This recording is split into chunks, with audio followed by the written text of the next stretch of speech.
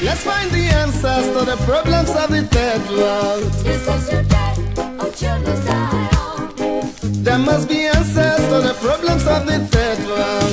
This is your day, oh children Zion. We must find the answers to the problems of the third world. This is your day. A project to promote economically viable rubber smallholding in Nigeria is bringing hope and helping farmers turn a new page. It is financed by the Common Fund for Commodities (CFC) and executed by the World Agroforestry Center and the Rubber Research Institute of Nigeria in 5 states of Ogun, Edo, Delta, Akwa Ibom, and Kaduna. These rubber smallholdings have helped in rekindling interest in rubber cultivation. We have designed an agroforestry system where the farmer will be able to plant high value trees, high value crops, either in the periphery of their plantation or in the interrows of their rubber. So by that way, you find that farmers will be able to grow crops that will give them money before their rubber comes into tapping. And by the time the rubber comes into tapping, the farmer will get his money every day, because the rubber business is an everyday business. And of course, its peripheral planting, which are high value fruit trees, will continue to give the farmer money for a very, very long time, in fact for a lifetime. As varies as the states, local government areas, experiences of farmers, and soil type, so too is the variety of crops being intercropped with rubber. I intercropped cassava and plantain because they yield faster than other crops. Like in our zone here, people buy gari here and plantain. You see, melon gives more money than any other intercropping. Like cassava, if you intercrop, if you do any intercropping in cassava, you are still going to wait for 10 months before you can get something. But in case of melon, 2 months and 5 days, you start getting your money. Common plants that we plant is cassava, vegetable leaves, and we plant cucumber, pepper, and garden eggs. Vegetable and the cassava, then they plant, and the pepper, and the water leaf. Cassava, yam, these are the 2 major things that we raise in it. Because in the yam farm, we sell from it and then we use the remaining one for feeding.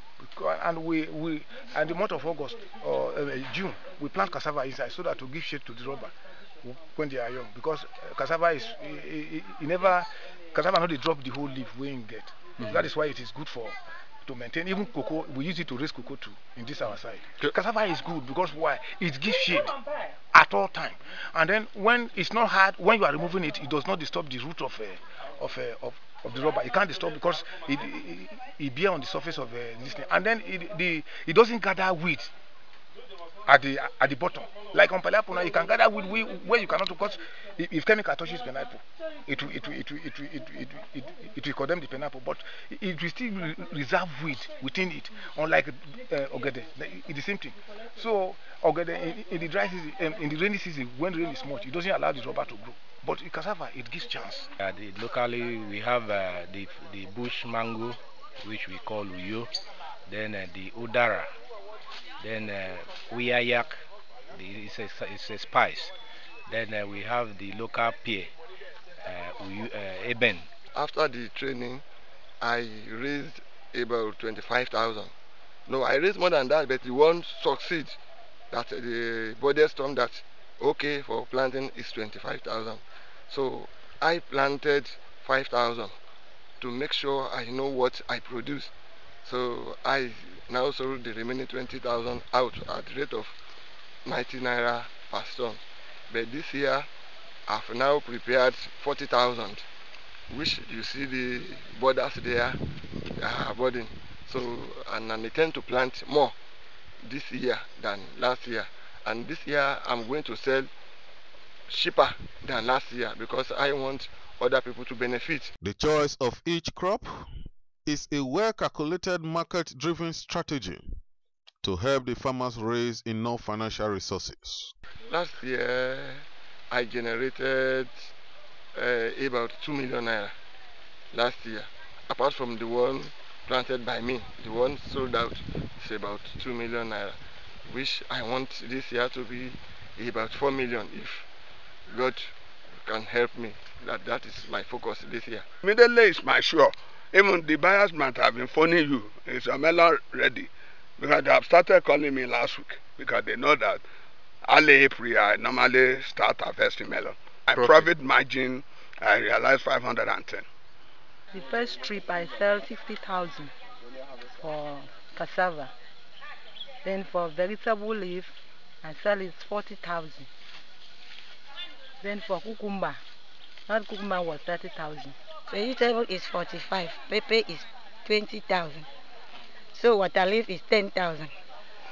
The value of those crops or those plants are very high here. For instance, most of our people eat ogbono, and if we harvest the bush mango and produce the seed, it will give us much money. And the udara is a fruit which people like to patronize. So we collect them, we can sell and get good money. Also the eben, the local pear, people buy it and eat it. So if we sell it, we'll make good money. People patronize. So much has been done in terms of capacity development and transfer of technology. All this to facilitate the appropriation and avoid the damage of planting materials during transportation to distant localities. We have conducted trainings on nursery establishment, trainings on nursery management, and trainings on boarding operations. Last year I undergo the training under Rubber Research Institute. So I was taught how to board there. For good 3 days I was there. So I acquired the knowledge from Rubber Research Institute. When I back now, I now transfer the knowledge acquired from Rubber Research Institute to my people. So now I trained almost 6 to 7 people under me. So now they are now perfect. I've been doing the boarding for 2 years. I can board 500 or 300. To help farmers raise more monies, they have planted some high-value indigenous fruits and medicinal trees around the farms. The indigenous fruit trees or high-value plants that have been intercropped in rubber farms are the bush mango, the chrysophyllum, which we all know as the cherry or the African star apple, bitter cola, that's the Garcinia cola, and then the cola nitida. These trees are being propagated vegetatively, either through marcots, cuttings, or grafting. And the importance of integrating vegetable propagated trees is that you have early fruiting and then you have true to type, unlike when you propagate through seeds. So we've tried different methods of improving these indigenous fruit trees that are on farms now. Apart from the one we eat locally for our soup,